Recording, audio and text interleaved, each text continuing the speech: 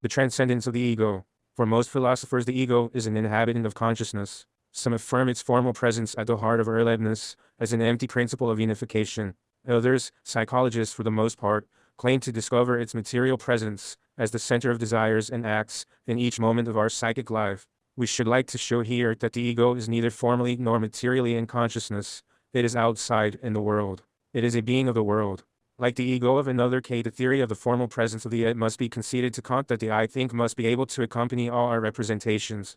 But need we then conclude that it in fact inhabits all our states of consciousness and actually affects the supreme synthesis of our experience? This inference would appear to distort the Kantian view. The critical problem being one of validity, Kant says nothing concerning the actual existence of the think. On the contrary, he seems to have seen perfectly well that there are moments of consciousness without the comma, for he says must be able to accompany. The problem indeed is to determine the conditions for the possibility of experience. One of these conditions is that I can always regard my perception or thought as mine, nothing more. But there is in contemporary philosophy a dangerous tendency, traces of which may be found in neo-Kantianism, empirical criticism, and an intellectualism like that of Brochard, which consists of making into a reality the conditions determined by criticism for the possibility of experience. This is the tendency which leads certain writers to ask, for example, what transcendental consciousness can be. If one poses the problem in these terms, one is naturally constrained to conceive this consciousness, which is constitutive of our empirical consciousness, as an unconscious. But Bauer, in his lectures on the philosophy of Kant, has already dealt sufficiently with these interpretations. The preoccupation of Kant was never with the way in which empirical consciousness is in fact constituted. He never deduced empirical consciousness, in the manner of a Neoplatonic process, from a higher consciousness, from a constituting hyperconsciousness. For Kant, transcendental consciousness is nothing but the set of conditions which are necessary for the existence of an empirical consciousness. Consequently, to make into a reality the transcendental is to make of it the inseparable companion of each of our consciousnesses, is to pass on fact, not on validity, and to take a point of view radically different from that of Kant. And then to cite as justification Kantian considerations on the unity necessary to experience would be to commit the very error of those who make transcendental consciousness into a pre-empirical unconscious, if we associate with Kant. Therefore, the question of validity, the question of fact, is still not broached. Consequently, it may be posed succinctly at this point. The thing must be able to accompany all our representations, but does it in fact accompany them? Supposing, moreover, that a certain representation, A, passes from some state unaccompanied by the thing to a state in which the thing does accompany it, will there follow a modification of the structure of A? Or will the representation remain basically unchanged? This second question leads us to pose a third. The thing must be able to accompany all our representations. But should we understand here that directly or indirectly the unity of our representations is affected by the thing? Or that the representations of the consciousness must be united and articulated in such a way that it is always possible in their regard to note and think? This third question seems to arise at the level of validity and, at this level, seems to renounce Kantian orthodoxy. But it is actually a question of fact, which may be formulated thus: is the J that we encounter in our consciousness made possible by the synthetic unity of our representadons? Or is it the which in fact unites the representations to each other? If we reject all the more or less forced interpretations of the thing offered by the post-Kantians, and nevertheless wish to solve the problem of the existence and fact of the unconsciousness, we meet on our path the phenomenology of Husserl. Phenomenology is a scientific, not a critical, study of consciousness. Its essential way of proceeding is by intuition. Intuition, according to Husserl, puts us in the presence of the thing. We must recognize, therefore, that phenomenology is a science of fact, and that the problems it poses are problems of fact, which can be seen, moreover, from Husserl's designation of phenomenology as a descriptive science. Problems concerning the relations of the to consciousness are therefore existential problems. Husserl discovers the transcendental consciousness of Kant, and grasps it by the crux point for, but this consciousness is no longer a set of logical conditions. It is a fact which is absolute. Nor is this transcendental consciousness a hypostatization of validity, an unconscious which floats between the real and the ideal. It is a real consciousness accessible to each of us as soon as the reduction is performed. And it is indeed this transcendental consciousness which constitutes our empirical consciousness, our consciousness in the world, our consciousness with its psychic and psychophysical me. For our part, we readily acknowledge the existence of a constituting consciousness. We find admirable all of Husserl's descriptions in which he shows transcendental consciousness constituting the world by imprisoning itself in empirical consciousness. Like Husserl, we are persuaded that our psychic and psychophysical me is a transcendent object which must fall before the crux. But we raise the following question: is not this psychic and psychophysical me enough? Need one double it with a transcendent structure of absolute consciousness? The consequences of a reply are obvious. If the reply is negative, the consequences are, first, the transcendental field becomes impersonal, or if you like, prepersonal without an I. Second, it appears only at the level of humanity, and is only one aspect of the active aspect. Third, the thing can accompany our representations because it appears on a foundation of unity which it did not help to create. Rather, this prior unity makes the thing possible. Fourth, one may well ask if personality, even the abstract personality of Nkama, is a necessary accompaniment of a consciousness, and if one cannot conceive of absolutely impersonal consciousnesses. To this question, Husserl has given his reply. After having determined in Logische Untersuchungen that the synthetic and transcendent production of consciousness, he reverted in Ideen zu einer reinen Phänomenologie und phänomenologischen Philosophie to the classic position of the transcendental. This would be, so to speak, behind each consciousness, a necessary structure of consciousnesses whose rays, Strahlen, would light upon each phenomenon presenting itself in the field of attention. Thus transcendental consciousness becomes thoroughly personal. Was this notion necessary? Is it compatible with the definition of consciousness given by Husserl? 7. It is ordinarily thought that the existence of a transcendental may be justified by the need that consciousness has for unity and individuality. It is because all my perceptions and all my thoughts refer themselves back to this permanent seat that my consciousness is unified. It is because I can say my consciousness, and because Peter and Paul can also speak of their consciousnesses, that these consciousnesses distinguish themselves from each other. He is the producer of inwardness. Now, it is certain that phenomenology does not need to appeal to any such unifying and individualizing. Indeed, consciousness is defined by intentionality. By intentionality, consciousness transcends itself. It unifies itself by escaping from itself. The unity of 1,000 active consciousnesses by which I have added, do add, and shall add two and two to make four, is the transcendent object to and to make four. Without the permanence of this eternal truth, a real unity would be impossible to conceive, and there would be irreducible operations as often as there were operative consciousnesses. It is possible that those believing to and to make FR to be the content of my representation may be obliged to appeal to a transcendental and subjective principle of unification, which will then be the dot. But it is precisely Husserl who has no need of such a principle. The object is transcendent to the consciousnesses which grasp it, and it is in the object that the unity of the consciousnesses is found. It will be said that a principle of unity within duration is nonetheless needed if the continual flux of consciousness is to be capable of positing transcendent objects outside the flux. Consciousnesses must be perpetual syntheses of past consciousnesses and present consciousness. This is correct. But it is characteristic that Husserl, who studied this subjective unification of consciousnesses in Vorlesungen zur Phänomenologie des inneren Zeitgeistessinns, never had recourse to a synthetic power of the dot. It is consciousness which unifies itself, concretely, by a play of transversal intentionalities which are concrete and real retentions of past consciousnesses. Thus consciousness refers perpetually to itself. Whoever says a consciousness says the whole of consciousness, and this singular property belongs to consciousness itself, aside from whatever relations it may have to the dot. In Cartesianische Meditationer, Husserl seems to have preserved intact this conception of consciousness unifying itself in time. Furthermore, the individuality of consciousness evidently stems from the nature of consciousness. Consciousness, like Spinoza's substance, can be limited only by itself. Thus it constitutes a synthetic and individual totality entirely isolated from other totalities of the same type, and it can evidently be only an express noun, rather than a condition, of this incommunicability and inwardness of consciousnesses. Consequently, we may reply without hesitation, the phenomenological conception of consciousness renders the unifying and individualizing role of the totally useless. It is consciousness, on the contrary, which makes possible the unity and the personality of my dot. The transcendental, therefore, has no reason d'etre. But, in addition, this superfluous would be a hindrance. If it existed, it would tear consciousness from itself. It would divide consciousness. It would slide into every consciousness like an opaque blade. The transcendental is the death of consciousness. Indeed, the existence of consciousness is an absolute because consciousness is consciousness of itself. This is to say that the type of existence of consciousness is to be consciousness of itself. And consciousness is aware of itself in so far as is consciousness of a transcendent object. All is therefore clear and lucid in consciousness. The object with its characteristic opacity is before consciousness, but consciousness is purely and simply consciousness of being consciousness of that object. This is the law of its existence. We should add that this consciousness of consciousness, except in the case of reflective consciousness which we shall dwell on later, is not positional, which is to say that consciousness is not for itself its own object. Its subject is by nature outside of it, and that is why consciousness posits and grasps the object in the same act. Consciousness knows itself only as absolute inwardness. We shall call such a consciousness in the first degree, or unaffected consciousness. Now we ask, is there room for an in such a consciousness? The reply is clear, evidently not. Indeed, such an is not the object, since by hypothesis the is inner, nor is it an of consciousness, since it is something for consciousness. It is not a translucent quality of consciousness, but would be in some way an inhabitant. In fact, however formal, however abstract one may suppose it to be, the comma, with its personality, would be a sort of center of opacity. It would be to the concrete and psychophysical me what a point is to three dimensions. It would be an infinitely contracted me. Thus, if one introduces this opacity into consciousness, one thereby destroys the fruitful definition cited earlier. One congeals consciousness, one darkens it. Consciousness is then no longer a spontaneity.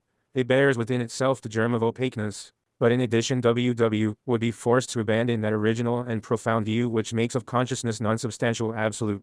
A pure consciousness is an absolute quite simply because it is consciousness of itself. It remains therefore a phenomenon in the very special sense in which to be and to appear are one. It is all lightness, all translucence. This it is which differentiates the cogito of Husserl from the Cartesian cogito. But if there were a necessary structure of consciousness, this opaque would at once be raised to the rank of an absolute. We would then be in the presence of a monad. And this, indeed, is unfortunately the orientation of the new thought of Husserl. Consciousness is loaded down. Consciousness has lost that character which rendered it the absolute existent by virtue of non-existence. It is heavy and ponderable. All the results of phenomenology begin to crumble if the is not, by the same title as the world, a relative existent. That is to say, an object for consciousness the Kantian think is a condition of possibility. The cogito of Descartes and of Husserl is an apprehension of fact. We have heard of the factual necessity of the cogito, and this phrase seems to me most apt also. It is undeniable that the cogito is personnel in the think there is and who thinks. We attain here the in its purity, and it is indeed from the cogito that an egology must take its point of departure. The fact that can serve for a start is, then, this one. Each time we apprehend our thought, whether by an immediate intuition or by an intuition based on memory, we apprehend in which is the of the apprehended thought, and which is given, in addition, as transcending this thought and all other possible thoughts. If, for example, I want to remember certain landscape perceived yesterday from the train, it is possible for me to bring back the memory of that landscape as such. But I can also recollect that was seen that landscape.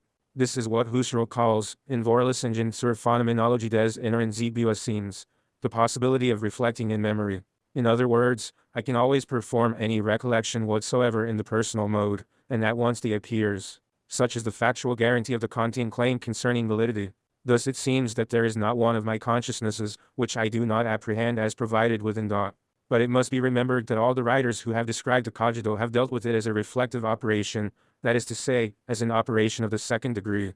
Such a cogito is performed by a consciousness directed upon consciousness, a consciousness which takes consciousness as an object. Let us agree, the certitude of the cogito is absolute, for, as Husserl said, there is an indissoluble unity of the reflecting consciousness and the reflected consciousness, to the point that the reflecting consciousness could not exist without the reflected consciousness. But the fact remains that we are in the presence of a synthesis of two consciousnesses, one of which is consciousness of the other. Thus the essential principle of phenomenology, all consciousness is consciousness of something, 18 is preserved. Now, my reflecting consciousness does not take itself for an object when I affect the cogito. What it affirms concerns the reflected consciousness. Insofar as my reflecting consciousness is consciousness of itself, it is non-positional consciousness. It becomes positional only by directing itself upon the reflected consciousness which itself was not a positional consciousness of itself before being reflected. Thus the consciousness which says think is precisely not the consciousness which thinks. Or rather it is not its own thought which it posits by the aesthetic act. We are then justified in asking ourselves if the which thinks is common to the two superimposed consciousnesses, or if it is not rather the other reflected consciousness. All reflecting consciousness is indeed, in itself unreflected, and a new act of the third degree is necessary in order to posit it. Moreover, there is no infinite regress here, since a consciousness has no need at all of a reflecting consciousness in order to be conscious of itself. It simply does not posit itself as an object. But is it not precisely the reflective act which gives birth to the me and the reflected consciousness? Thus would be explained how every thought apprehended by intuition possesses in common, without falling into the difficulties noted in the preceding section. Husserl would be the first to acknowledge that an unreflected thought undergoes a radical modification in becoming reflected. But need one confine this modification to laws of naivete? Would not the appearance of the be what is essential in this change? One must evidently revert to a concrete experience, which may seem impossible, since by definition such an experience is reflective, that is to say, supplied within thought. But every unreflected consciousness, being non-thetic consciousness of itself, leaves a non-thetic memory that one can consult.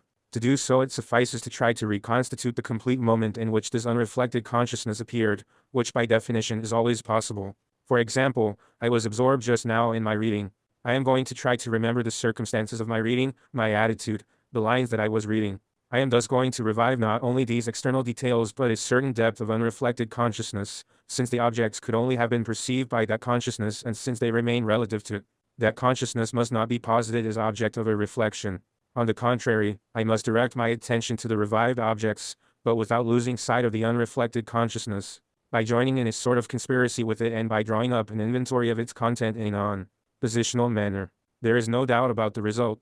While I was reading, there was consciousness of the book of the heroes of the novel, but that was not inhabiting this consciousness. It was only consciousness of the object and non-positional consciousness of itself. I can now make these aesthetically apprehended results the object of a thesis and declare, there was no in the unreflected consciousness. It should not be thought that this operation is artificial or conceived for the needs of the case. Thanks to this operation, evidently, Titchener could say in his textbook of Psychology 1 that the me was very often absent from his consciousness. He went no further, however, and did not attempt to classify the states of consciousness lacking in me. It is undoubtedly tempting to object that this operation, this non-reflective apprehension of one consciousness by another consciousness, can evidently take place only by memory, and that therefore it does not profit from the absolute certitude inherent in a reflective act. We would then find ourselves, on the one hand, with an absolutely certain act which permits the presence of the end of reflected consciousness to be affirmed, and, on the other hand, with a questionable memory, which would purport to show the absence of TB from the unreflected consciousness. It would seem that we have no right to oppose the latter to the former. But I must point out that the memory of the unreflected consciousness is not opposed to the data of the reflective consciousness. No one would deny for a moment that the appears in a reflected consciousness. It is simply a question of opposing a reflective memory of my reading I was reading, which is itself of a questionable nature, to a non-reflective memory. The validity of a present reflection, in fact, does not reach beyond the consciousness presently apprehended, and reflective memory, to which we are obliged to have recourse in order to reinstate elapsed consciousnesses, besides its questionable character owing to its nature's memory, remains suspect since, in the opinion of Husserl himself, reflection modifies the spontaneous consciousness. Since, in consequence, all the non-reflective memories of unreflected consciousness show me a consciousness without a me, and since, on the other hand, theoretical considerations concerning consciousness which are based on intuition of essence have constrained us to recognize 15 that it cannot be a part of the internal structure of Erlebnis, we must therefore conclude, there is no on the unreflected level. When I run after a streetcar, when I look at the time, when I am absorbed in contemplating a portrait, there is no dot. There is consciousness of the streetcar having to be overtaken, etc., and non-positional consciousness of consciousness. In fact, I am then plunged into the world of objects. It is they which constitute the unity of my consciousnesses. It is they which present themselves with values, with attractive and repellent qualities, but me, I have disappeared. I have annihilated myself. There is no place for me on this level, and this is not a matter of chance, due to a momentary lapse of attention, but happens because of the very structure of consciousness. This is what a description of the cogito will make even more obvious to us. Can one say, indeed, that the reflective act apprehends the and the thinking consciousness to the same degree and in the same way? Husserl insists on the fact that the certitude of the reflective act comes from apprehending consciousness without facets, without profiles, completely without Abschattungen. This is evidently so. On the contrary, the spatio-temporal object always manifests itself through an infinity of aspects and is, at bottom, only the ideal unity of this infinity. As for meanings, or eternal truths, they affirm their transcendence in that the moment they appear they are given as independent of time, whereas the consciousness which apprehends them is, on the contrary, individuated through and through in duration. Now we ask, when a reflective consciousness apprehends the think, does it apprehend a full and concrete consciousness gathered into a real moment of concrete duration? The reply is clear, it is not given as a concrete moment, a perishable structure of my actual consciousness. On the contrary, it affirms its permanence beyond this consciousness and all consciousnesses. And, although it scarcely resembles a mathematical truth, its type of existence comes much nearer to that of eternal truths than to that of consciousness. Indeed, it is obvious that Descartes passed from the cogito to the idea of thinking substance because he believed that and think are on the same level. We have just seen that Husserl, although less obviously, is ultimately subject to the same reproach. I quite recognize that Husserl grants to the special transcendence which is not the transcendence of the object, and which one could call a transcendence from above, but by what right? And how account for this privileged treatment of the if not by metaphysical and critical preoccupations which have nothing to do with phenomenology? Let us be more radical and assert without fear that all transcendence must fall under the Iwaxley. Thus, perhaps, we shall avoid writing such awkward chapters as section 60. One of Ideen's einer reinen phenomenologischen Philosophie, one if the end to think affirms itself as transcendent. This is because the is not of the same nature as transcendental consciousness. Let us also note that the think does not appear to reflection as the reflected consciousness. It is given through reflected consciousness. To be sure, it is apprehended by intuition and is an object grasped with evidence. But we know what is service Husserl has rendered to philosophy by distinguishing diverse kinds of evidence. Well, it is only too certain that the think is an object grasped with neither apodictic nor adequate evidence. 17. The evidence is not apodictic, since by saying we affirm far more than we know. It is not adequate, for the is presented as an opaque reality whose content would have to be unfolded. To be sure, the manifest itself is the source of consciousness, but that alone should make us pause. Indeed, for this very reason the eye appears veiled, and distinct through consciousness, like a pebble at the bottom of the water. For this very reason the is deceptive from the start, since we know that nothing but consciousness can be the source of consciousness. In addition, if the is a part of consciousness, there would then be two Fs, the other reflective consciousness and the other reflected consciousness. Fink, the disciple of Husserl, is even acquainted with the third comma, disengaged by the lyrosophy, the of transcendental consciousness. Hence the problem of the 3S, whose difficulties Fink agreeably mentions. 18. For us, this problem is quite simply insoluble.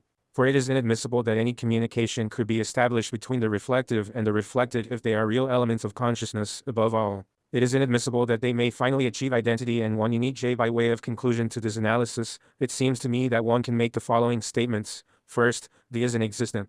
It has a concrete type of existence, undoubtedly different from the existence of mathematical truths, of meanings, or of spatio-temporal beings, but no less real. That gives itself as transcendent.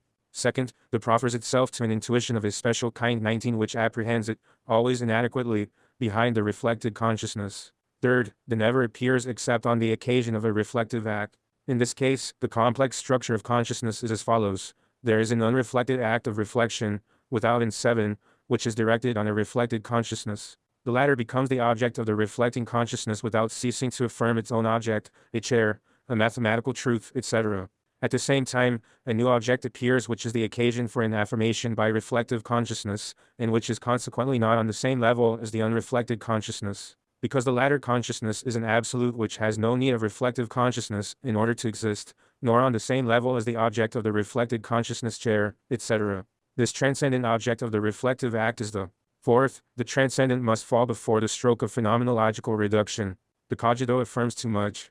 The certain content of the pseudo-cogito is not 7 have consciousness of this chair, but there is consciousness of this chair. This content is sufficient to constitute an infinite and absolute field of investigation for phenomenology. See the theory of the material presence of the me for Kant and for Husserl. The is a formal structure of consciousness. We have tried to show that it is never purely formal, that it is always, even when conceived abstractly, an infinite contraction of the material me. But before going further we need to free ourselves of a purely psychological theory, which for psychological reasons affirms the material presence of the me in all our consciousnesses. This is the theory of the self-love moralists. According to them, the love of self, and consequently the me, lies concealed within all emotions in 1,000 different forms. In a very general way, the me, as a function of this love that it bears for itself, would desire for itself all the objects it desires. The essential structure of each of my acts would be a reference to myself. The return to me would be constitutive of all consciousnesses. To object to this thesis that this return to myself is nowise present to consciousness, for example, to object that, when I am thirsty, it is a glass of water which I see and which appears to me as desirable, raises no issue. This point would willingly be granted. La Rochefoucauld was one of the first to have made use of the unconscious, without naming it. For him, self-love conceals itself under the most diverse forms. It must be ferreted out before it can be grasped. In a more general way, it has been admitted as a consequence that the me, if it is not present to consciousness, is hidden behind consciousness, and is the magnetic pole of all our representations and all our desires. The me seeks, then, to procure the object in order to satisfy its desire. In other words, it is the desire, or if one prefers, the desiring me, which is given as end, and the desired object is the means. Now the interest of this thesis, it seems to us, is that it puts in bold relief a very frequent error among psychologists. The error consists in confusing the essential structure of reflective acts with the essential structure of unreflected acts. It is overlooked that two forms of existence are always possible for a consciousness. Then, each time the observed consciousnesses are given as unreflected, one superimposes on them a structure belonging to reflection, which one doggedly alleges to be unconscious. I pity Peter, and I go to his assistance. For my consciousness only one thing exists at that moment, Peter having to be helped. This quantity of having to be helped lies in Peter. It acts on me like a force. Aristotle said it, the desirable is that which moves the desiring. At this level, the desire is given to consciousness a centrifugal, it transcends itself. It is that consciousness of having to be and non-thetic consciousness of itself, and as impersonal there is no me. I am in the presence of Peter's suffering just as I am in the presence of the color of this inkstand. there is an objective world of things and of actions, done or to be done, and the actions come to adhere as qualities to the things which call for them. Now, this first moment of desire, supposing that it has not completely escaped thy self-love theorists, is not considered a complete and autonomous moment. They have imagined another state behind it which remains in a half-light. For example, I help Peter in order to put an end to the disagreeable state into which the sight of his sufferings has put me. But this disagreeable state can be known as such, and one can try to suppress it only following an act of reflection. A distaste on the unreflected level, in fact, transcends itself in the same way that the unreflected consciousness of pity transcends itself. It is the intuitive apprehension of a disagreeable quality of an object, and to the extent that the distaste is accompanied by a desire, it does not desire to suppress itself, but to suppress the unpleasant object. It is therefore no use to place behind the unreflected pitying consciousness an unpleasant state, which is to be made the underlying cause of the pitying act. For unless this consciousness of unpleasantness turns back on itself, in order to posit itself as an unpleasant state, we will remain indefinitely in the impersonal and unreflected. Thus, without even realizing it, the self-love theorists suppose that the reflected is first, original, and concealed in the unconscious. There is scarcely need to bring to light the absurdity of such a hypothesis. Even if the unconscious exists, who could be led to believe that it contains spontaneities of a reflected sort?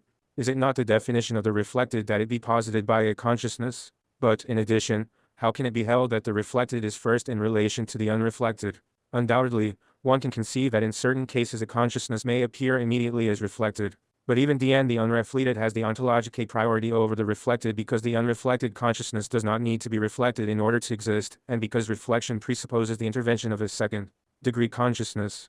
We arrive then at the following conclusion: unreflected consciousness must be considered autonomous. It is a totality which needs no completing at all, and we must acknowledge with no qualifications that the character of unreflected desire is to transcend itself by apprehending on the subject the quality of desirability.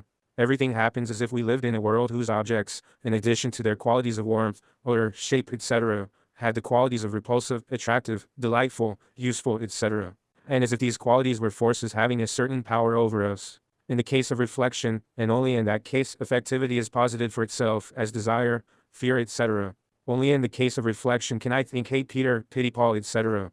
Contrary to what has been held, therefore, it is on the reflected level that the ego life has its place, and on the unreflected level that the impersonal life has its place. Which naturally does not mean that all reflected life is necessarily egoistic, or that all unreflected life is necessarily altruistic. Reflection poisons desire.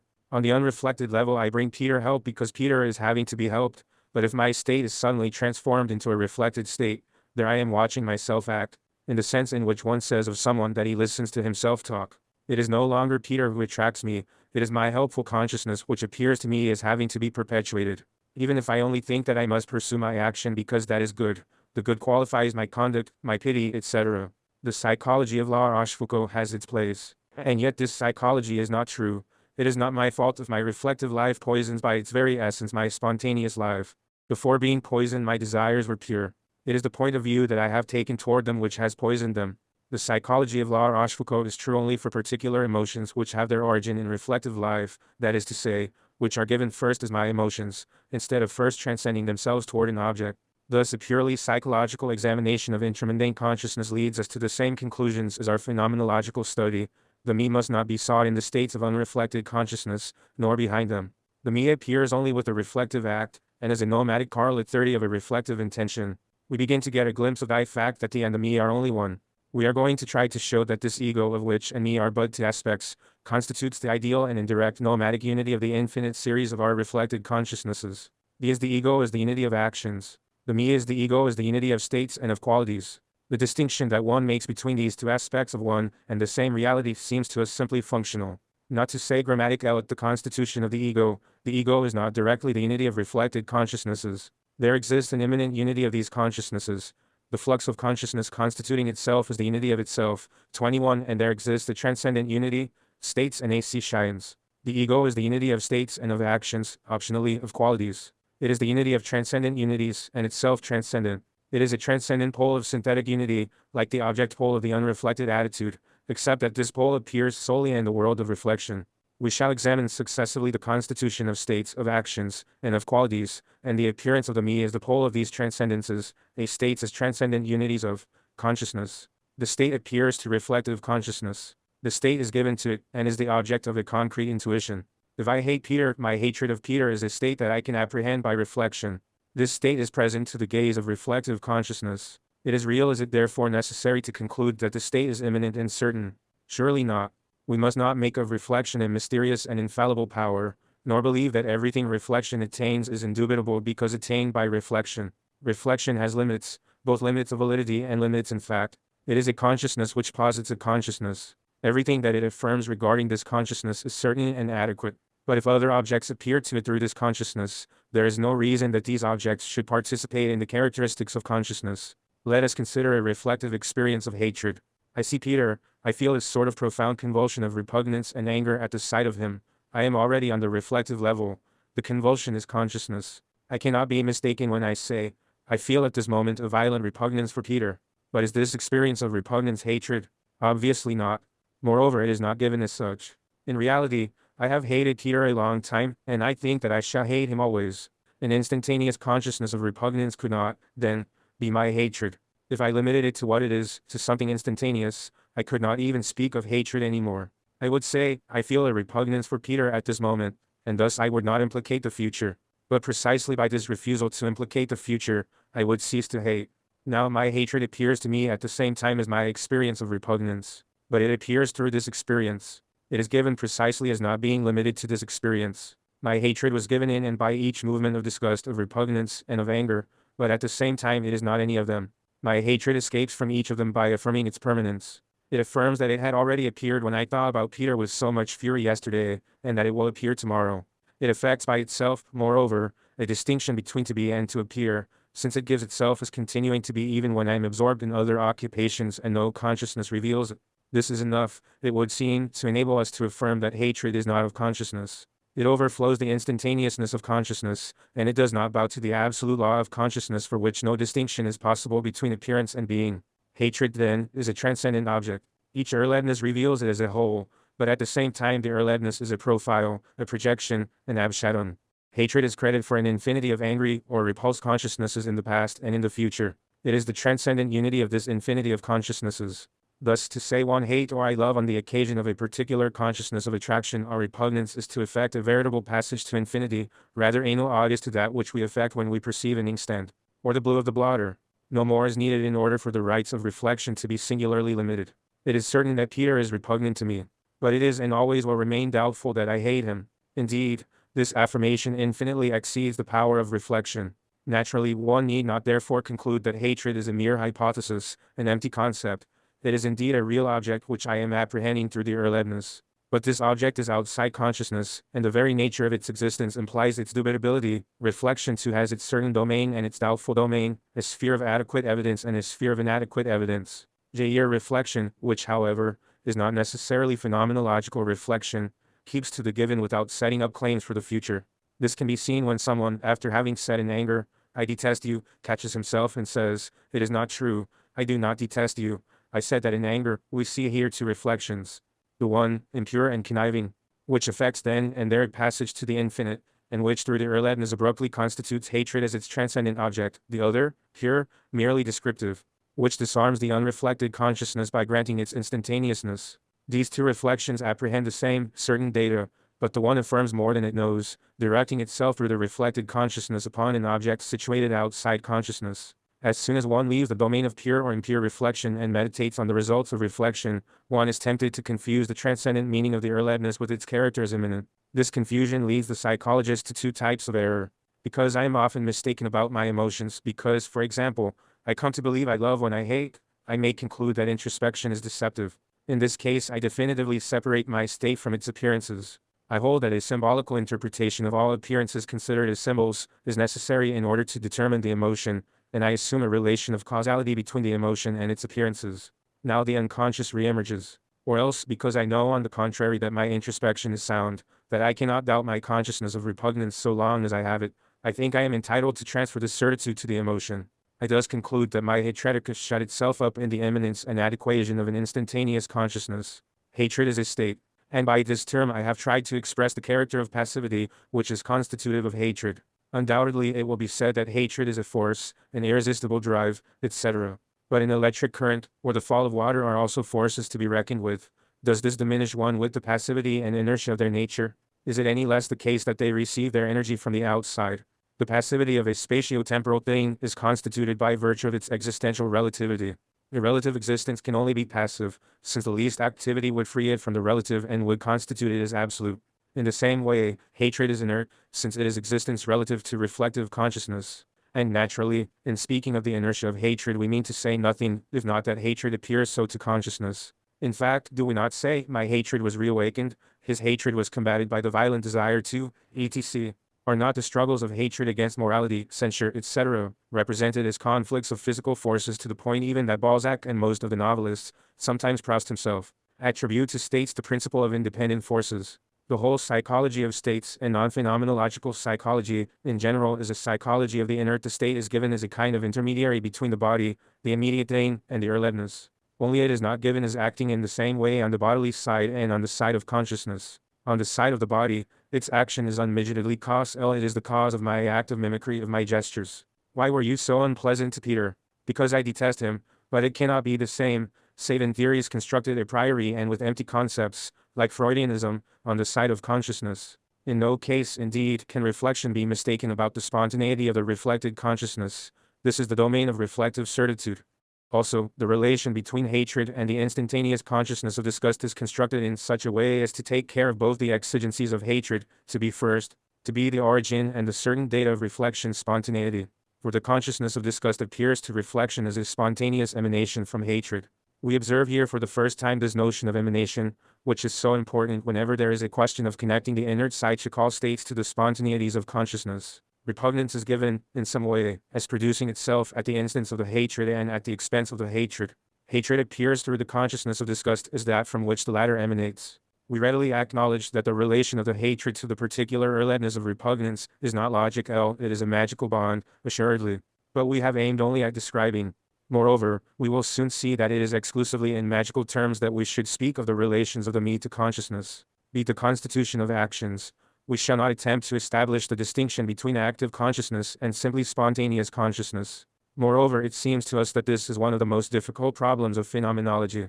We would simply like to remark that concerted action is first of all, whatever the nature of the active consciousness may be, a transcendent. That is obvious for actions like playing the piano, driving a car, writing, because these actions are taken in the world of things. But purely psychical actions like doubting, reasoning, meditating, making a hypothesis, these too must be conceived as transcendences. What deceives us here is that action is not only the noematic 23 unity of a stream of consciousnesses, it is also a concrete realization, but we must not forget that action requires time to be accomplished. It has articulations. It has moments. To these moments correspond concrete, active consciousnesses, and the reflection which is directed on the consciousnesses apprehends the total action in an intuition which exhibits it as the transcendent unity of the active consciousnesses. In this sense, one can say that the spontaneous doubt which invades me when I glimpse an object in the shadows is a consciousness, but the methodological doubt of Descartes is an action, that is to say, a transcendent object of reflective consciousness. Here one sees the danger. When Descartes says, I doubt therefore I am, is this a matter of the spontaneous doubt that reflective consciousness apprehends in its instantaneousness? Or is this precisely a matter of the enterprise of doubting? This ambiguity, we have seen, may be the origin of serious errors. The ego, we shall see, is directly the transcendent unity of states and of actions. Nevertheless, there can exist an intermediary between actions and states, the quality. When we have experienced hatred several times toward different persons, or tenacious resentments, or protracted angers, we unify these diverse manifestations by intending a psychic disposition for producing them. This psychic disposition, I am very spiteful, I am capable of hating violently, I am ill-tempered, is naturally more and other than a mere contrivance. It is a transcendent object. It represents the substratum of the states, as the states represent the substratum of the erlebnis. But its relation with the emotions is not a relation of emanation. Emanation only connects consciousnesses to psychic passivities. The relation of the quality to the state, or to the action, is a relation of actualization. The quality is given as a potentiality, a virtuality, which, under the influence of diverse factors, can pass into actuality. Its actuality is precisely the state, or the action. We see the essential difference between the quality and the state. The state is a noematic unity of spontaneities. The quality is a unity of objective passivities. In the absence of any consciousness of hatred, hatred is given as actually existing. On the contrary, in the absence of any feeling of spite, the corresponding quality remains a potentiality. Potentiality is not mere possibility. It presents itself as something which really exists, but its mode of existence is potency. Naturally, faults, virtues, tastes, talents, tendencies, instincts, etc., are of this type. These unifications are always possible. The influence of preconceived ideas and of social factors is here preponderant. Concomitantly, such unifications are never indispensable, because states and actions can find directly in the ego the unity that they demand. The constitution of the ego is the pole of actions, states, and qualities.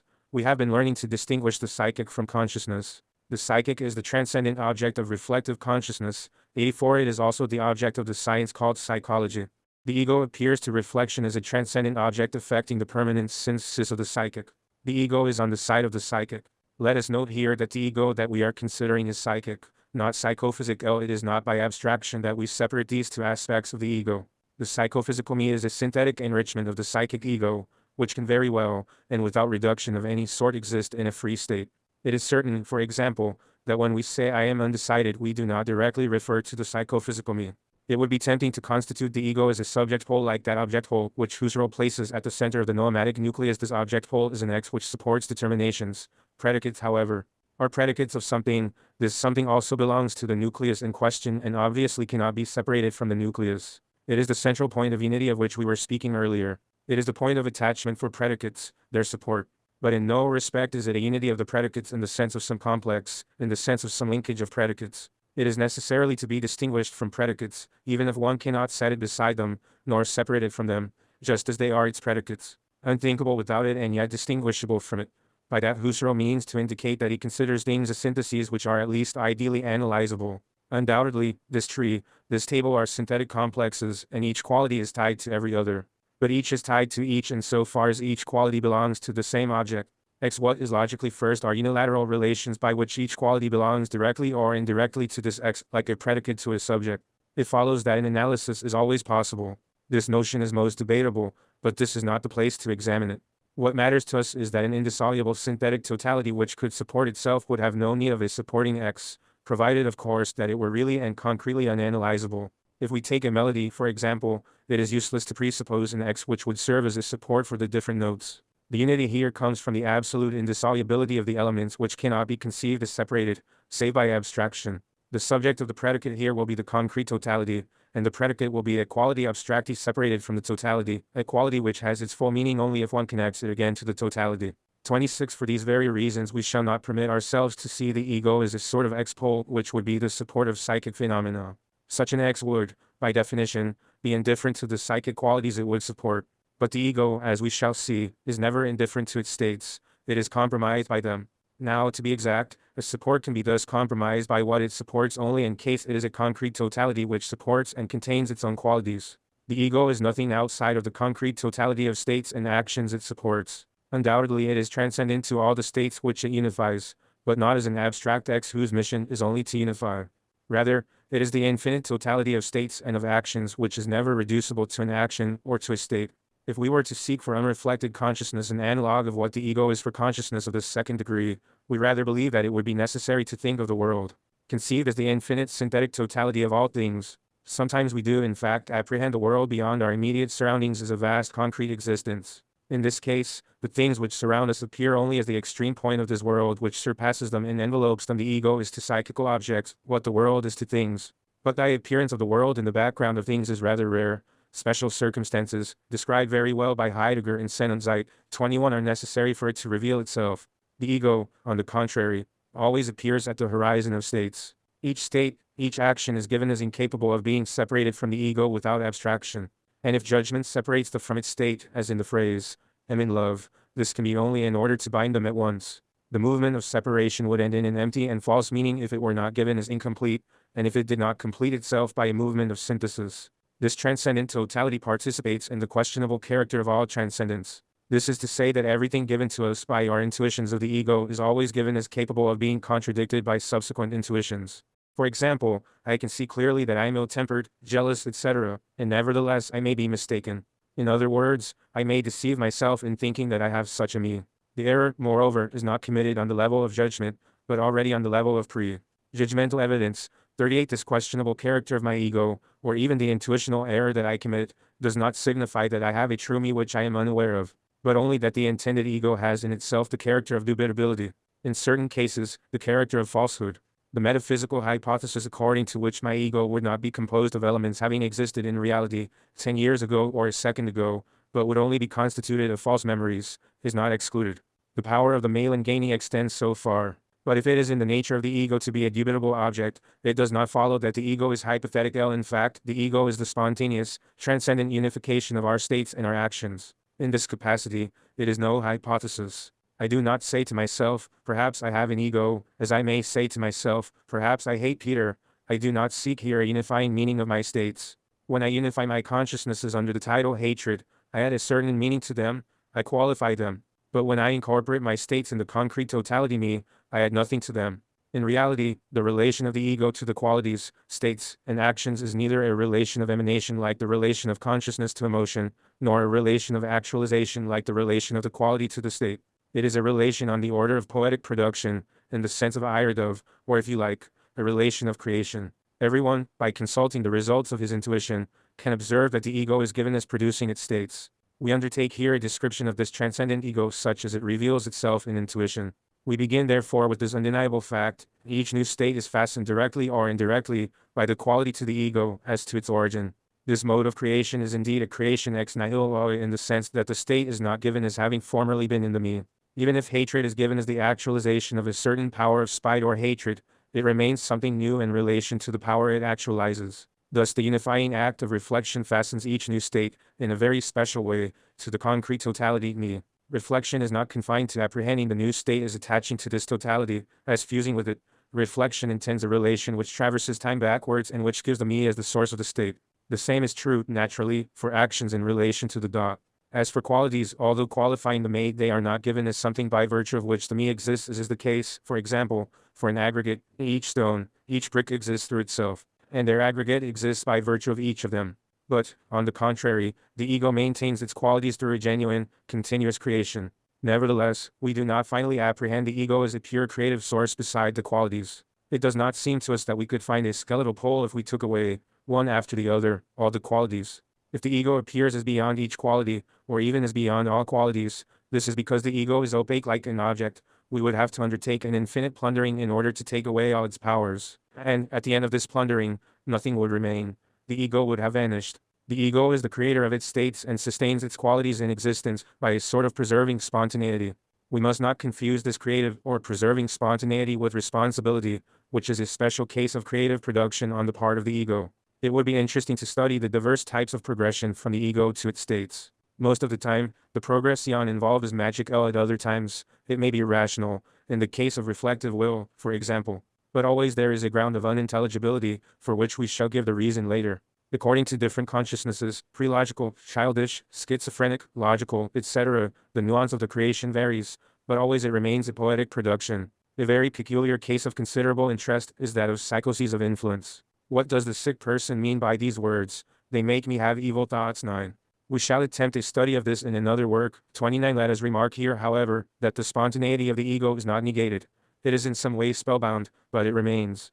But this spontaneity must not be confused with the spontaneity of consciousness. Indeed, the ego, being an object, is passive. It is a question therefore of a pseudo-spontaneity which is suitably symbolized by the spurting of a spring, the geyser, etc. This is to say that we are dealing here with a semblance only. Genuine spontaneity must be perfectly clear. It is what it produces and can be nothing else. If it were tied synthetically to something other than itself, it would in fact embrace some obscurity and even a certain passivity in the transformation. Indeed, it would be necessary to admit a passage from itself to something else, which would presuppose that spontaneity escapes from itself. The spontaneity of the ego does escape from itself, since the hatred of the ego, although unable to exist quite by itself, possesses in spite of everything a certain independence with respect to the ego. So that the ego is always surpassed by what it produces, although, from another point of view, it is what it produces. Hence the classic surprises, I could do that, I could hate my father, etc.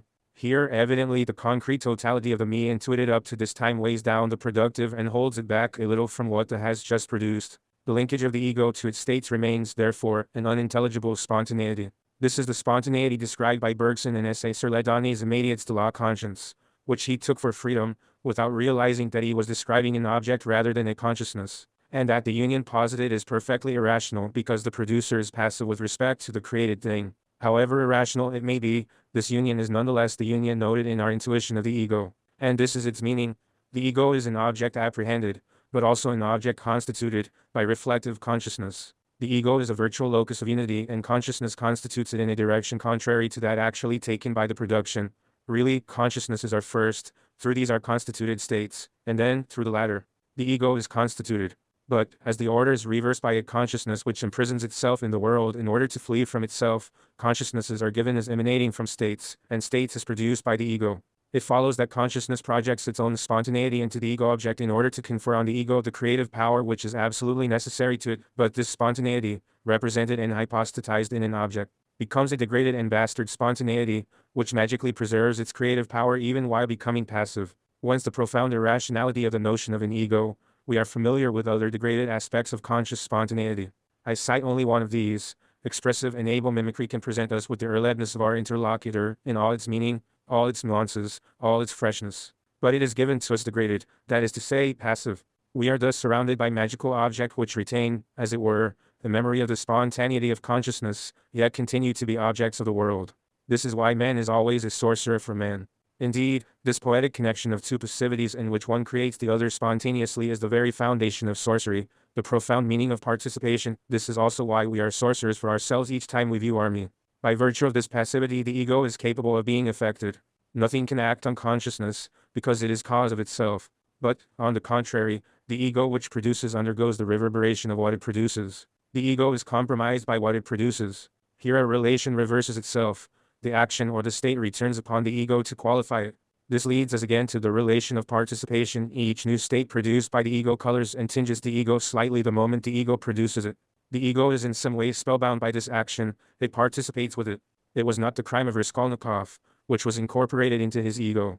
Or rather, to be exact, it was the crime, but in a condensed form, in the form of a killing bruise. 81 Thus everything that the ego produces affects it. We must add, and only what it produces. One might object that the me can be transformed by external events, catastrophe, mourning, trickery, change in social environment, etc. But this is so only insofar as external events are for the me the occasion of states or actions. Everything happens as if the ego were protected by its phantom-like spontaneity from any direct contact with the outside, as if it could communicate with the world only by the intermediary of states or actions. We see still the reason for this isolation. Quite simply, the ego is an object which appears only to reflection, and which is thereby radically cut off from the world.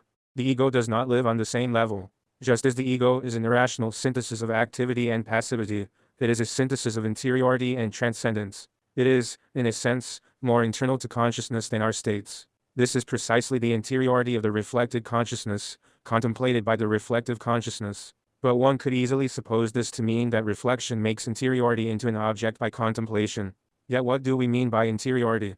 Simply that to be and to be aware of itself are one and the same thing for consciousness. This may be expressed in different ways. I may say, for example, that for consciousness appearance is the absolute to the extent that it is appearance, or again, that consciousness is a being whose essence involves its existence. These diverse formulations permit us to conclude that one lives interiority, that one exists inward, but that one does not contemplate it, since interiority would itself be beyond contemplation, as its condition. It would be no use to object that reflection posits the reflected consciousness and thereby its interiority.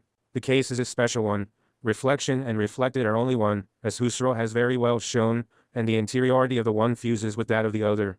To posit interiority before oneself, however, is necessarily to give it the load of an object. This transpires as if interiority closed upon itself and proffered as only its outside, as if one had to circle about it in order to understand it. And this is just how the ego gives itself to reflection, as an interiority closed upon itself. It is inward for itself, not for consciousness. Naturally, we are dealing with a contradictory composite, for an absolute interiority never has an outside. It can be conceived only by itself, and that is why we cannot apprehend the consciousnesses of others, for that reason only, and not because bodies separate us. In reality, this degraded and irrational interiority may be analyzed into two very special structures, intimacy and indistinctness. In relation to consciousness, the ego is given as intimate. Everything happens as though the ego were of consciousness, with only this particular and essential difference, that the ego is opaque to consciousness, and this opaqueness is apprehended as indistinctness. Indistinctness, which under different forms is frequently utilized in philosophy, is interiority seen from the outside, or if one prefers, indistinctness is the degraded projection of interiority. This is the indistinctness, for example, that one may find in the famous interpenetrative multiplicity of Bergson. It is also this indistinctness, anterior to the specifications of natura incerta, which one finds in the God of many mystics. Now it may be interpreted as a primitive undifferentiation of all qualities, now as a pure form of being, anterior to all qualification. These two forms of indistinctness belong to the ego, according to our way of considering it. In expectation, for example, or when Marcel Arlen explains that an extraordinary event is necessary to reveal the true me. Why the ego gives itself as a naked power which will specify itself and congeal itself in contact with events, aided to after action. On the contrary, it seems that the ego reabsorbs the accomplished act into an interpenetrative multiplicity. In both cases, it is always a matter of a concrete totality, but the totalizing synthesis is affected by different intentions. Perhaps one could go so far for as to say that the ego, with respect to the past, is interpenetrative multiplicity, and with respect to the future, bare power. But we should beware here of over-schematizing. The me, as such, remains unknown to us, and this is easily understood. The me is given as an object. Therefore, the only method for knowing it is observation, approximation, anticipation, experience. But these procedures, which may be perfectly suited to any non-intimate transcendent, are not suitable here, because of the very intimacy of the me. It is too much present for one to succeed in taking a truly external viewpoint on it. If we step back for vantage, the me accompanies us in this withdrawal. It is infinitely near, and I cannot circle around it. Am I an idler or a hard worker? I shall doubtless come to a decision if I consult those who know me and get their opinion. Or again, I can collect facts concerning myself and try to interpret them as objectively as if it were a question about someone else. But it would be useless to address myself directly to the me, and to try to benefit from its intimacy in order to know it. For it is the me, on the contrary, which bars our way. Thus, really to know oneself is inevitably to take toward oneself the point of view of others, that is to say, a point of view which is necessarily false. And all those who have tried to know themselves will admit that this introspective attempt shows itself from the start as an effort to reconstitute from detached pieces, from isolated fragments, what is originally given all at once, at a stroke. Also, the intuition of the ego is a constantly gulling mirage, for it simultaneously yields everything and yields nothing. How could it be otherwise? Moreover, since the ego is not the real totality of consciousnesses, such a totality would be a contradiction, like any infinite unity enacted, but the ideal unity of all the states and actions. Being ideal, naturally, this unity can embrace an infinity of states. But one can well understand that what is given to the concrete, full intuition is only this unity insofar as it incorporates the present state. By virtue of this concrete nucleus, a more or less sizable quantity of empty intentions by right, an infinity of them, are directed toward the past and toward the future, and aim at the states and actions not presently given. Those who have some acquaintance with phenomenology will understand without difficulty that the ego may be at the same time an ideal unity of states, the majority of which are absent, and a concrete totality wholly giving itself to intuition. This signifies merely that the ego is a nomadic rather than a noetic unity. A tree or a chair exists no differently. Naturally, the empty intentions can always be fulfilled, and any state or action whatsoever can always reappear to consciousness as produced or having been produced by the ego. Finally, what radically prevents the acquisition of real cognitions of the ego is the very special way in which it is given to reflective consciousness. The ego never appears, in fact, except when one is not looking at it. The reflective gaze must be fixed on the erlebnis, insofar as it emanates from the state. Then, behind the state, at the horizon, the ego appears. It is, therefore, never seen except out of the corner of the eye. As soon as I turn my gaze toward it and try to reach it without passing through the erlebnis and the state, it vanishes. This is because in trying to apprehend the ego for itself and as a direct object of my consciousness, I fall back onto the unreflected level, and the ego disappears along with the reflective act. Once that vexing sense of uncertainty, which many philosophers express by putting down this side of the state of consciousness and affirming that consciousness must return upon itself in order to perceive the which is behind it. That is not it. Rather, the ego is by nature fugitive. It is certain, however, that it does appear on the unreflected level. If someone asks me what are you doing, and I reply, all preoccupied, I am trying to hang this picture, or I am repairing the rear tire, these statements do not transport us to the level of reflection. I utter them without ceasing to work, without ceasing to envisage actions only as done or to be done, not insofar as I am doing them. But this I which is here in question nevertheless, is no mere syntactical form. It has a meaning. It is quite simply an empty concept which is destined to remain empty. Just as I can think of a chair in the absence of any chair merely by a concept, I can in the same way think of the in the absence of the dot. This is what a consideration of states such as what are you doing this afternoon, I am going to the office, or I have met my friend Peter, or I must write him, etc., makes obvious. But the comma, by falling from the reflective level to the unreflected level, does not simply empty itself, it degrades itself, it loses its intimacy. The concept could never be filled by the data of intuition, for now it aims at something other than those data. The that we find here is in some way the support of actions that I do, or have to do, in the world insofar as these actions are qualities of the world and not unities of consciousnesses. For example, the wood has to be broken into small pieces for the fire to catch. It has to. This is a quality of the wood and an objective relation of the wood to the fire which has to be lighted. Now I'm breaking the wood, that is to say, the action is realized in the world, and the objective and empty support of this action is the I concept. This is why the body and bodily images can consummate the total degradation of the concrete of reflection to the concept by functioning for the concept as its illusory fulfillment. I say, see break the wood and I see and feel the object, body, engaged in breaking the wood. The body there serves as a visible and tangible symbol for the dot. We see, then, the series of refractions and degradations with which an egology would be concerned: reflective level, unreflected level, reflected consciousness, immanence, inferiority. Intuited ego, transcendence, intimacy, the domain of the psychical concept, optional. A transcendent which is empty, without intimacy body is the illusory fulfillment of the concept, the domain of the psychophysical. The end consciousness in the siege. One might ask why the appears on the occasion of the cogito, since the cogito, correctly performed, is an apprehension of a pure consciousness, without any constitution of states or actions. To tell the truth, the is not necessary here, since it is never a direct unity of consciousnesses. One can even suppose a consciousness performing a pure reflective act which delivers consciousness to itself as a non-personal spontaneity. Only we must realize that phenomenological reduction is never perfect. Here intervene a host of psychological motivations. When Descartes performs the cogito, he performs it in conjunction with methodological doubt, with the ambition of advancing science, etc., which are actions and states. Thus the Cartesian method, doubt, etc., are by nature given as undertakings of indot. It is quite natural that the cogito, which appears at the end of these undertakings, and which is given as logically bound to methodological doubt, sees and appear on its horizon. This is a form of ideal connection, the way of affirming that the cogito is indeed of the same form as doubt. In a word, the cogito is impure. It is a spontaneous consciousness, no doubt, but it remains synthetically tied to consciousnesses of states and actions. The proof is that the cogito is given at once as the logical result of doubt and as that which puts an end to doubt.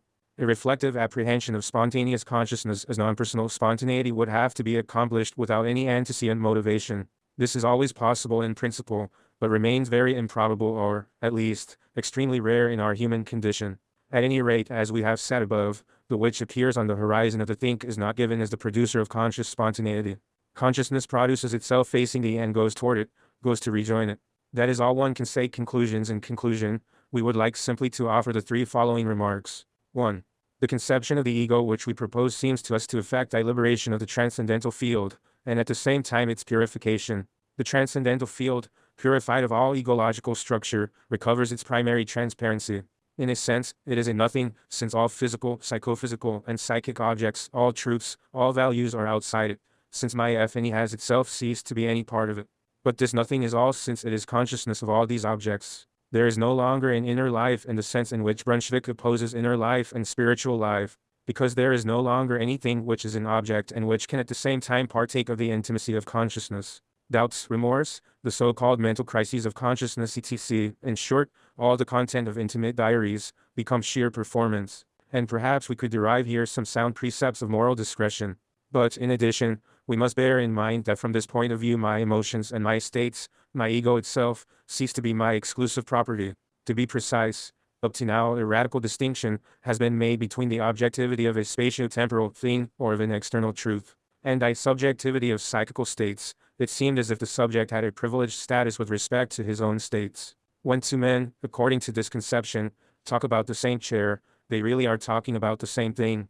This chair which one takes hold of and lifts is the same as the chair which the other stays. There is not merely a correspondence of images, there is only one object. But it seemed that when Paul tried to understand the psychical state of Peter, he could not reach this state, the intuitive apprehension of which belonged only to Peter. He could only envisage an equivalent, could only create empty concepts which tried in vain to reach a reality by essence removed from intuition. Psychological understanding occurred by analogy. Phenomenology has come to teach us that states are objects, that an emotion as such, a love or a hatred, is a transcendent object and cannot shrink into the interior unity of a consciousness. Consequently, if Paul and Peter both speak of Peter's love, for example, it is no longer true that the one speaks blindly and by analogy of that which the other apprehends in full. They speak of the same thing. Doubtless they apprehend it by different procedures, but these procedures may be equally intuitional. 84 And Peter's emotion be no more certain for Peter than for Paul. For both of them, it belongs to the category of objects which can be called into question. But the whole of this profound and novel conception is compromised if the me of Peter, that me which hates or which loves, remains an essential structure of consciousness. The emotion, after all, remains attached to the me. This emotion sticks to the me. And one draws the me into consciousness, one draws the emotion along with it. To us it seemed, on the contrary, that the me was a transcendent object, like the state, and that because of this fact it was accessible to two sorts of intuition: an intuitive apprehension by the consciousness of which it is the me, and an intuitive apprehension less clear, but no less intuitive, by other consciousnesses. In a word, Peter's me is accessible to my intuition, as well as to Peter's intuition, and in both cases it is the object of inadequate evidence. If that is the case, then there is no longer anything impenetrable about Peter, unless it is his very consciousness. But his consciousness is radically impenetrable. We mean that it is not only refractory to intuition, but to thought. 851 cannot conceive Peter's consciousness without making an object of it, since I do not conceive it as being my consciousness. I cannot conceive it because I would have to think of it as pure interiority and as transcendence at the same time, which is impossible.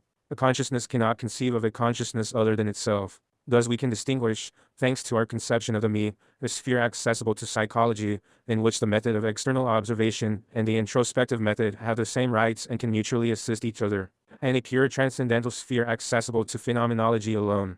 This transcendental sphere is a sphere of absolute existence, that is to say, a sphere of pure spontaneities which are never objects and which determine their own existence. The me being an object, it is evident that I shall never be able to say, my consciousness, that is, the consciousness of my me, save in a purely designative sense, as one says, for example, the day of my baptism. The acute ego is not the owner of consciousness, it is the object of consciousness. To be sure, we constitute spontaneously our states and actions as productions of the ego, but our states and actions are also objects. We never have a direct intuition of the spontaneity of an instantaneous consciousness as produced by the ego. That would be impossible. It is only on the level of meanings and psychological hypotheses that we can conceive such production, and this error is possible only because on this level the ego and the consciousness are indicated emptily, in the sense. If one understands the thing so as to make of thought a production of the karma, one has already constituted thought as passivity and as state, that is to say, as object. One has left the level of pure reflection, in which the ego undoubtedly appears, but appears on the horizon of his spontaneity. The reflective attitude is correctly expressed in this famous sentence by Rambo, in the letter of the seer, I is another. The context proves that he simply meant that the spontaneity of consciousness could not emanate from the karma. The spontaneity goes toward the karma, rejoins the karma, lets to be glimpsed beneath its limpid density, but is itself given above all as individuated and impersonal spontaneity. The commonly accepted thesis, according to which our thoughts would gush from an impersonal unconscious and would personalize themselves by becoming conscious, seems to us a coarse and materialistic interpretation of a correct intuition. It has been maintained by psychologists who have very well understood that consciousness does not come out of the karma, but who could not accept the idea of a spontaneity producing itself. These psychologists therefore naively imagined that the spontaneous consciousnesses came out of the unconscious where they already existed, without realizing that they had only put off the problem of existence, which really had to be formulated in the end, and which they had obscured, since the antecedent existence of spontaneities within preconscious limits would necessarily be passive existence. We may therefore formulate our thesis: transcendental consciousness is an impersonal spontaneity. It determines its existence at each instant without our being able to conceive anything before it. Thus each instant of our conscious life reveals to us a creation ex nihilo. Not a new arrangement, but a new existence. There is something distressing for each of us, to catch in the act this tireless creation of existence of which we are not the creators. At this level man has the impression of ceaselessly escaping from himself, of overflowing himself, of being surprised by riches which are always unexpected. And once more it is an unconscious from which he demands an account of this surpassing of the me by consciousness. Indeed, the me can do nothing to this spontaneity, for will is an object which constitutes itself for and by this spontaneity. The will directs itself upon states, upon emotions, or upon things, but it never turns back upon consciousness. We are well aware of this in the occasional cases in which we try to will at consciousness, I will fall asleep, I will no longer think about that, etc. In these various cases, it is by essence necessary that the will be maintained and preserved by that consciousness which is radically opposed to the consciousness it wants to give rise to. If I will to fall asleep, I stay awake. If I will not to think about this or that, I think about it precisely on that account. It seems to us that this monstrous spontaneity is at the origin of numerous psychasthenic ailments. Consciousness is frightened by its own spontaneity because it senses this spontaneity is beyond freedom. This is clearly seen in an example from Janet. A young bride was in terror when her husband left her alone, of sitting at the window and summoning the passers-by like a prostitute. Nothing in her education, in her past, nor in her character could serve as an explanation of such a fear. It seems to us simply that a negligible circumstance, reading, conversation, etc., had determined in her what one might call a vertigo of possibility. She found herself monstrously free, and this vertiginous freedom appeared to her at the opportunity for this action, which she was afraid of doing. But this vertigo is comprehensible only if consciousness suddenly appeared to itself as infinitely overflowing in its possibilities, the which ordinarily serves as its unity. Perhaps in reality, the essential function of the ego is not so much theoretical as practical. We have noticed, indeed, that it does not bind up the unity of phenomena, that it is limited to reflecting an ideal unity, whereas the real and concrete unity has long been affected. But perhaps the essential role of the ego is to mask from consciousness its very spontaneity. Phenomenological description of spontaneity would show, indeed, that spontaneity renders impossible any distinction between action and passion, or any conception of an autonomy of the will. These notions have meaning only on a level where all activity is given as emanating from a passivity which it transcends, in short, on a level at which man considers himself as at once subject and object. But it is an essential necessity that one not be able to distinguish between voluntary spontaneity and involuntary spontaneity. Everything happens, therefore, as if consciousness constituted the ego as a false representation of itself, as if consciousness hypnotized itself before this ego which it has constituted, absorbing itself in the ego as if to make the ego its guardian and its law.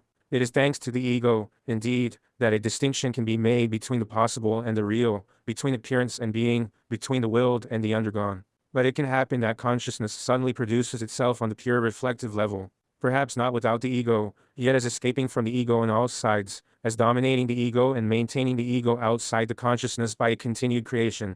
On this level, there is no distinction between the possible and the real, since the appearance is the absolute. There are no more barriers, no more limits, nothing to hide consciousness from itself. Then consciousness, knowing what could be called the fatality of its spontaneity, is suddenly anguished. It is this dread, absolute and without remedy, this fear of itself, which seems to us constitutive of pure consciousness, and which holds the key to the psychasthenic ailment we spoke of. If the think is the primary structure of consciousness, this dread is impossible. If, on the contrary, our point of view is adopted, not only do we have a coherent explanation of this ailment, but we have, moreover, a permanent motive for carrying out die phenomenological reduction.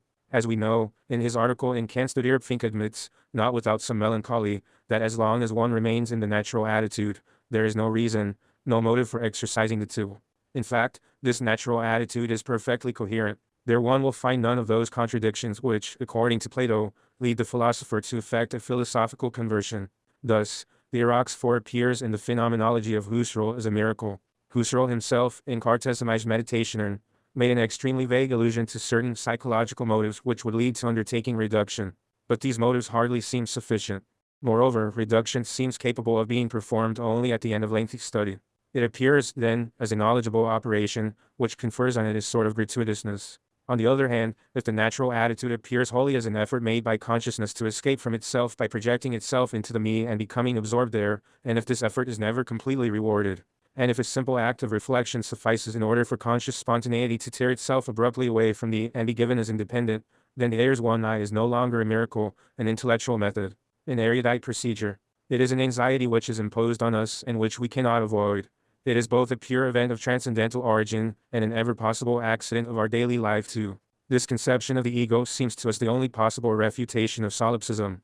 The refutation that Husserl presents in Formale and Transcendentalogic and in Cartesianist Meditation does not seem to us capable of unsettling a determined and intelligent solipsist.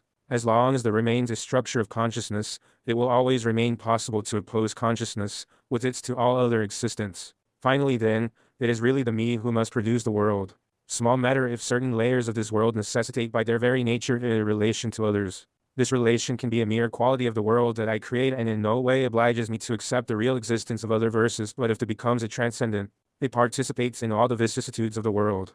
It is no absolute, it has not created the universe, it falls like other existences at the stroke of the 10x4, and solipsism becomes unthinkable from the moment that the no longer has a privileged status.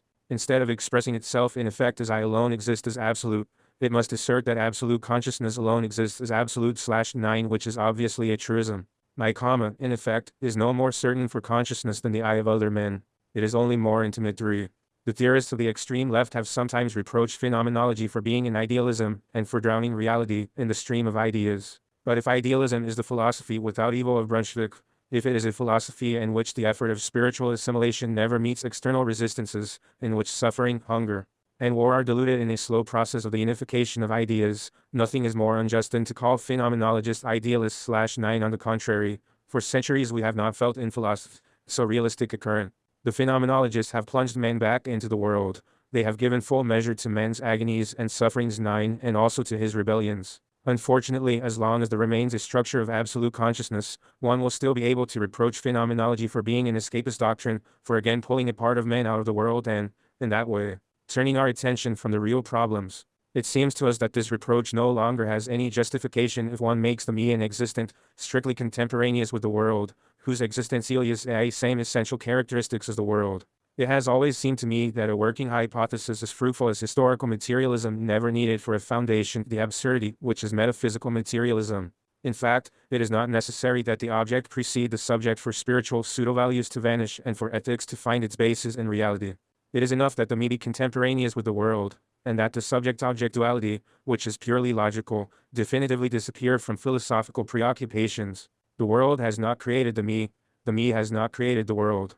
These are two objects for absolute, impersonal consciousness, and it is by virtue of this consciousness that they are connected. This absolute consciousness, when it is purified of the karma, no longer has anything of the subject. It is no longer a collection of representations. It is quite simply a first condition and an absolute source of existence. And the relation of interdependence established by this absolute consciousness between the me and the world is sufficient for the me to appear as endangered before the world, for the me indirectly and through the intermediary of states, to draw the whole of its content from the world. No more is needed in the way of a philosophical foundation for an ethics and a politics which are absolutely positive. Nous.